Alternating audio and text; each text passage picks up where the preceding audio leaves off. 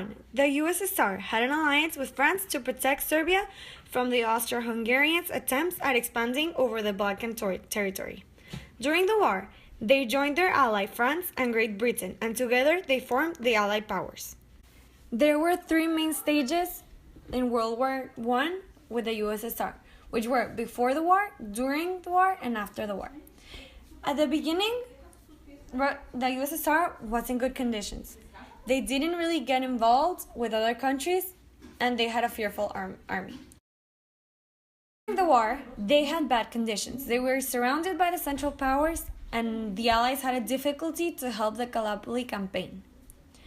Then after the war, the Communists secured their control of the government. They attempted to regain authority over territories that were lost to the Central Powers, and they suffered great inflation after the war, causing food to be almost worthless.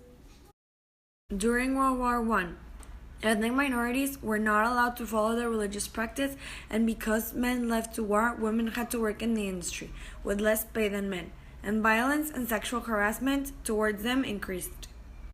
The USSR did not attend the Paris Peace Conference since they did not form part of the Treaty of Versailles, because of other countries' failure to recognize their new government.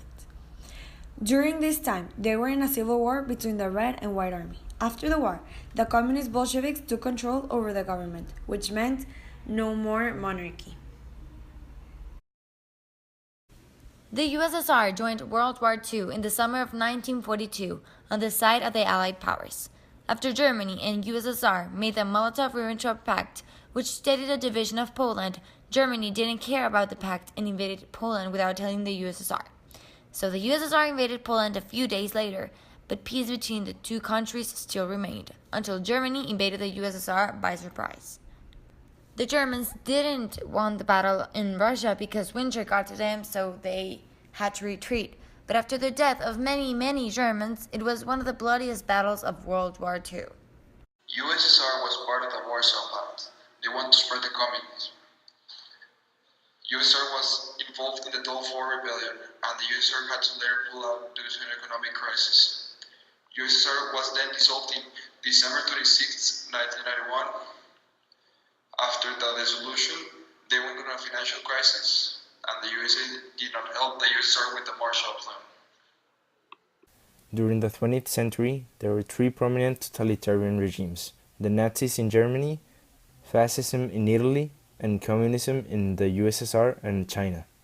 Some of the things that made the USSR's communism a totalitarian regime were the fact that there was only one party and one ruler, those being the Communist Party of the Soviet Union under the rule of Stalin. Another thing that made it a totalitarian regime was police terror by the Cheka, and propaganda and indoctrination as seen in socialist realism that promoted communist beliefs and the Soviet lifestyle. There was also a lot of religious persecution, with many anti-religious campaigns like the Atheist Plan. According to Universal Declaration of Human Rights are the basic rights and freedoms to which all humans are entitled, including the right to live and liberty, freedom of expression, and equality before the law.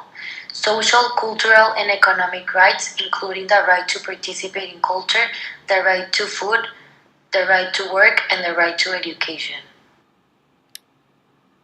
However, the Soviet conception of human rights was very different from the conception prevalent in the West.